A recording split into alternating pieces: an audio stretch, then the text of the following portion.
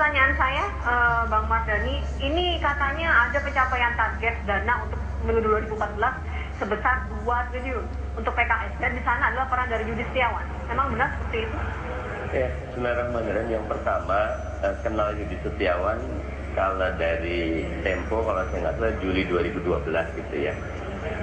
Kami dengan Fatona juga baru kenal kemarin. Maksudnya yang kenal dari Juli itu bukan saya ya. Di cerita itu pasti katanya kenalan dan sebelumnya. Kami sendiri karena kita partai kader tidak pernah mendasarkan kepada uang ya, karena kader kami yang 600.000 itu sudah menjadi etalase dengan berinteraksi dengan masyarakat, melayani masyarakat, gotong royong dengan masyarakat. Kalau kita punya 2 triliun, mestinya kita sering iklan di TV One gitu ya. Tapi nggak pernah ada di TV One. Tapi kan ini target untuk 2014, Bang Mardhani, buat untuk sekarang. Kalau saya sederhana melihatnya, karena saya pernah ketemu dengan pengacaranya Yudi Setiawan. Jadi mengatakan memang Yudi Setiawan hubungannya dengan Ahmad Fatona. Seluruh transfer yang ada melalui Ahmad Fatona. Saya tanyakan, ada nggak yang langsung ke Pak Lutfi atau ke kami? Tidak ada, semuanya ke Ahmad Fatona, karena ini hubungan dagang. Ya mungkin ke Ahmad Fatona, tapi karena tidak mengenal secara langsung dengan Jadi buat saya didalami saja, bahwa yang jelas Ahmad Fatona, dari Ahmad Fatona kemana, monggo didalami di persidangan. Tetapi intinya kami di PKS selalu punya sistem tentang bukan cuma uang keluar, uang masuk juga. Dari kader maksudnya? Dari kader dan dari sumbangan. Kan kalau variasi ya, sampai antara 3-5% ya kabarnya. Iya, ada kami, karena kita ini kan gabung dengan PKS, bukan partai politik ya. Dibandingin dengan yang lain-lain, kami punya kewajiban infak. Istilahnya memakai infak itu untuk setiap kader, dan besarannya antara 3% sampai 7,5%. Tentu yang sudah menjadi kader inti. Kalau yang biasa, yaitu sukarela. Apakah itu sudah cukup walaupun ditambah dengan sumbangan? Seberapa besar sumbangan untuk PKS? Kalau kita mengeluarkan untuk iklan, untuk bikin acara besar, ya nggak cukup. Tetapi kalau kita bikinnya bakti sosial, kemudian gotong royong, pembersihan masjid, kemudian fogging, ya itu sih insya Allah lebih dari cukup gitu lah. Dan kami melakukan sekarang ini bukan semangat pencitraan melalui udara, tetapi bagaimana kader-kader itu menjadi dutanya PKS. Makanya alhamdulillah walaupun TV One beritain terus, badai belum berlalu ya, walaupun kami doa iklan gratis juga. ya berlalu, teman-teman di masyarakat jawabnya, ya kami nggak kenal dengan Pak Lutfi, minta maaf, kami nggak kenal Pak Mardhani juga nggak kenal Pak mereka. Mereka kenalnya Pak Budi, Pak Rahmat yang selama ini jadi aktivis masjid, yang jadi aktivis RW, yang bekerja, yang dermawan. Buat kami itu jauh lebih tangguh. Makanya istilahnya gini, dunia runtuh nggak kenapa, selama kader tidak runtuh. Karena yang kuat buat kami itu kadernya. Kalau Yudi, kalau Ahmad Fatona, satu saja kata kuncinya, buka, bukti, transparan, buktikan di pengadilan. Yang salah dihukum, yang benar direhabilitasi. Baik, kita segera bertanya kalau gitu ke juru bicara KPK. Ada Mas Johan Budi di Juntuh. Mas Johan masih bersama kami. Mas Johan? Ya, halo. Ya, Mas Johan, kalau terkait dengan media cetak yang terbit kemarin yang juga cukup mengejutkan ya, ini bisa dikatakan seperti itu, angkanya cukup fantastis 2 triliun gitu. Sejauh ini KPK juga sudah membahas, penyidik KPK sudah mengetahui, menyimpan fakta-fakta terkait dengan hal ini begitu, Mas Johan. Gini ya, yang pertama kita jangan debat dulu mengenai orang ini kenal atau tidak kenal ya. Jadi beberapa waktu yang lalu kan banyak yang mengaku tidak kenal dengan nama anak kan.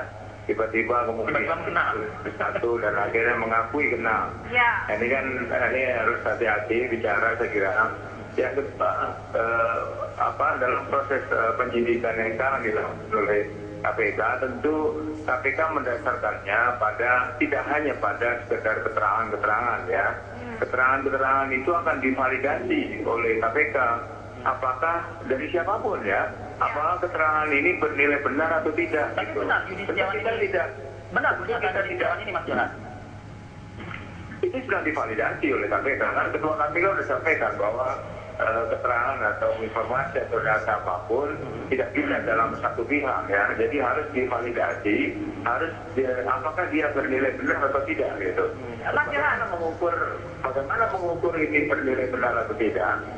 Tentu harus didukung oleh bukti-bukti pendukung ya. Nah, Mas Johan, bahwa pernyataan ini benar gitu. termasuk termasuk apakah nanti KPK juga akan mencari tahu ataupun PPATK memberikan informasi mengenai aliran dana yang didapatkan dari Ahmad Fatona menuju ke Anies Mata. KPK sudah mengantonginya? Saya tidak tahu ya data ini udah materi. Saya tidak tahu materi pemberian data yang ada di KPK. Ya itu penyidik yang tahu. Arif kan paham juga itu bahwa itu tahu penyidik. Jadi intinya gini lah, apa setiap informasi atau data itu pasti divalidasi. Bagaimana KPK mau validasi? Itu bisa dengan dukungan data PPATK, bisa dari dukungan pengakuan, bisa juga dari informasi-informasi yang berkembang ya, tidak hanya dari pengakuan. Jadi ini yang sedang dilakukan oleh KPK. Dan tadi seperti Pak Mardhani sampaikan bahwa di pengadilan tempatnya untuk membuka semua bukti itu, jangan dibantah dulu, jangan juga diiakan dulu gitu loh. Tapi KPK sejauh ini sudah memeriksa Yudi Setiawan ya Mas Johan? Oh sudah. Memang banyak data yang kita peroleh ya dari saksi ini ya, dan kasus ini tidak hanya data yang kita terima tidak hanya persoalan soal dugaan suap sapi impor itu, ternyata banyak juga data yang berkaitan dengan hal-hal yang lain ya. Di kementerian yang juga atau seperti apa nih Mas Johan? Di kementerian juga kah atau? Data yang berkenaan dengan proyek-proyek yang lain gitu lah, tidak hanya sekedar soal kasus daging sapi. Proyek di kementerian yang mana menteri-menterinya berasal dari PKS seperti itu? Saya tidak tahu ya data yang diterima KPK seperti apa, itu di penyidik. Tapi yang pasti dari pengakuan ya yang harus divalidasi tentu saja dari Yudi Setiawan ini. Memang banyak informasi-informasi atau data-data yang diperoleh dari KPK, tidak hanya berkaitan soal ini gitu. Baik. Ya, Mas Johan, ini kan kita sudah mengetahui kabar yang beredar kali ini adalah uang yang diperoleh Yudi Setiawan ini pernah dialirkan ke Anies Mata. Ya. Jangan-jangan nanti Anies Mata jadi bidikan selanjutnya KPK ini, Mas? Kita tidak mau bidik-bidik orang ya, dan seperti yang tadi saya sampaikan bahwa ini kan pengakuan yang perlu diklarifikasi dulu, perlu divalidasi gitu. Tidak langsung bahwa yang disampaikan itu benar semua gitu, atau sebaliknya tidak juga orang yang ngomong itu salah semua gitu. Kan harus divalidasi apakah pengakuan itu tadi seperti saya sampaikan bernilai benar atau tidak, dengan dukungan bukti atau tidak. Orang kan bisa aja kalau ngomong aja kan bisa, tapi juga jangan langsung dijudge bahwa yang diomongin itu salah semua, itu jangan juga, nggak baik gitu. Oke, saya ke Bang Mardhani tadi saya mengutip lah pernyataan dari Bang Johan ya, jangan terlalu dini dibantah seperti itu. Jangan awalnya bilang tidak mengenal tapi nanti di akhir mengiyakan. Mengenal begitu. Yang pertama terima kasih Mas Johan ya. Kami tidak membantah, tapi kami mendudukkan perkaranya karena ini ada yang juga tidak jelas. Kasus Ahmad Fatona dengan Pak Lutfi dikaitkan dengan Ahmad Fatona dengan Partai Keadilan Sejahtera. Kasus tuduhan Yudi Setiawan kepada Pak Anies padahal terasnya ke Ahmad Fatona, lagi-lagi PKS badannya belum reda gitu ya. Kami cuma ingin menjelaskan sebagai institusi, karena kebetulan saya mewakili institusi ya, tidak mewakili Pak Lutfi, tidak mewakili Pak Anies. Tapi sebagai institusi kita punya sistem, seperti KPK juga punya sistem, dan kami tegaskan kembali bahwa kami mengikut kepada aturan karena begini, kasusnya belum naik ke pengadilan. Tetapi Mas Johan coba dengarkan ya, hukuman kepada publik kepada PKS sudah sangat jelas, padahal belum ada keputusan. Hatta kalau ada keputusan pun, misal ada yang salah, maka itu tanggung jawab pribadi. Karena kalau partai, Mas Johan bilang sendiri, PPATK bilang sendiri, tidak ada sampai sekarang, alhamdulillah tidak ada aliran satupun dari AF atau dari mana ke rekening Partai Keadilan Sejahtera. Karena sebagai institusi publik kami sangat menyadari. Tapi Pak Mardhani, itu wajar sekali akan partai Anda terkena ombak lagi begitu. Karena ini kan elit partai Anda. Saya setuju. Karena itu di PKS monggo elit kah, grassroots kah, kalau di kami keadilan harus ditegakkan, kebenaran harus dibuka. Monggo dibuka di pengadilan semuanya, karena kami juga ingin segera ini dapat kejelasan, baik buat pembelajaran di publik, apalagi kami sebagai, kita tahu institusi publik seperti partai ini besar kecilnya tergantung dari kepercayaan dari masyarakat. Kasus-kasus yang ada sekarang ini, saya selalu mengatakan, kalau kami tidak bisa elegan, tidak bisa santun, tidak bisa cerdas, tidak bisa jujur menyelesaikan kasus ini, maka ke depannya kami akan sulit mendapat kepercayaan dari masyarakat. Kami ingin dengan jujur, dengan elegan, dengan cerdas, dengan santun, kita buka, kita sangat kooperatif. Pak Johan mau manggil siapa, kita berikan. Pak Hilmi itu buat kami bukan cuma Ketua Majelis Syuro seperti Gus Durnya, PKB mungkin seperti PDIP-nya Megawati. Kalau kelompok lain belum tentu. Kami monggo berapapun yang diminta, monggo siapapun, monggo, sehingga segera ini diselesaikan. Karena kami sangat berharap sama seperti Pak Johan melalui mewakili KPK, kita mewakili PKS ingin masalahnya segera selesai, ingin publik tahu apa yang sebenarnya terjadi. Yang dengan itu maka yang benar dikatakan benar, yang salah dikatakan salah. Bang Mardhani ingin kita tuh mengganti judul debatnya sudah berlalu gitu maksudnya. Hampir berlalu. Saya belum ke Bang Rozi.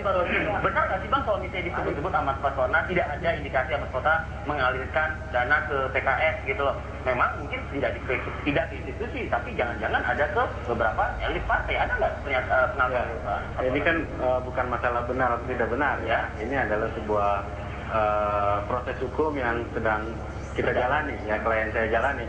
Tapi masa klien tidak memberikan ya, bukan masalah memberikan atau tidak memberikan. Tadi saya sepakat dengan Mas Johan ya, disampaikan bahwa ini semua akan nanti terbukti di pengadilan setelah ada klarifikasi, ada pemeriksaan dan lain sebagainya. Cuman memang satu hal ya Mas Johan yang ingin saya sampaikan adalah kita kan semua sudah memahami dan menyepakati bahwa proses penyidikan ini adalah tertutup, ya. Kemudian tersangka atau klien saya diperiksa hanya didampingi dengan pengacara, saksi-saksi pun tidak didampingi dengan yang lainnya. Artinya kan memang proses ini adalah proses yang sangat tertutup, kecuali nanti di pengadilan yang prosesnya terbuka untuk umum. Nah, namun yang sangat saya sayangkan adalah banyak berita-berita yang keluar gitu ya, keluar dari misalkan ada yang selama ini ada transfer dari klien saya kepada 45 wanita gitu. Nah, ini kan sangat tendensius jadinya. Sementara itu adalah proses hukum. Tapi itu diakui sama Bapak. Enggak, mungkin dia akan cerita nanti di pengadilan seperti apa gitu ya. Cuman proses itu ada. Jadi saya ingin melihat permasalahan ini klien saya mau dicitrakan seperti apa sih? Lagi-lagi dengan perempuan, lagi-lagi dengan perempuan gitu ya. Sementara kan kasihan juga perempuan itu disebutin begini, bisa jadi di situ ada saudaranya, ada yang bisnis, ada yang lain gitu kan. Mungkin itu. Ya, tapi ini ada review yang perlu saya tanya juga ke Mas Mardhani, bagaimana sebenarnya kondisi PKS saat ini, konsolidasi antar kader? Alhamdulillah, Jumat Sabtu yang lalu kami mengundang seluruh 33 DPW provinsi. 3 yang dilakukan, mereka men-scanning kondisi saat ini, kasus Pak Lutfi, dampaknya kepada partai apa, sama rekomendasi untuk PKS ke depan. Untuk kasus Pak Lutfi dan scanningnya di 33 DPW, kami minta dampaknya terhadap kader apa, terhadap struktur apa, terhadap simpatisan apa, terhadap publik apa. Kader, struktur, simpatisan alhamdulillah mayoritas mereka menyadari ada masalah, tapi mereka memahami ini bukan masalah partai, ini masalah hukum yang harus segera diselesaikan. Tapi publik ini yang problem karena lihat TV One, lihat yang lain-lain, dan seringkali kami juga merasa agak sedih. Ada kasus Fatona, kemudian Pak Lutfi, kemudian perempuan-perempuan Fatona, kemudian kasus partai lagi. Itu diulang-ulang, mau tidak mau, apalagi minta maaf ada unsur-unsur yang menariknya. Akhirnya asosiasi PKS dengan kasus ini sangat kuat. Karena itu, lagi-lagi kami bersyukur juga diundang, segera dibuktikan di pengadilan. Kami sangat terbuka sebagai institusi publik karena kami sangat sepakat. Coba Mas Johan atau yang lain lihat. Dari awal PKS selalu mendukung upaya pemberantasan korupsi. Di badan legislasi ketika ada upaya untuk mempreteli kekuasaan dari KPK, officially partai PKS yang pertama untuk menolak, mengatakan ke publik, dan alhamdulillah akhirnya revisi undang-undang itu dibatalkan. Dan itu bukan cuma yang pertama, sebelumnya juga banyak. Baik, Mas Johan, Mas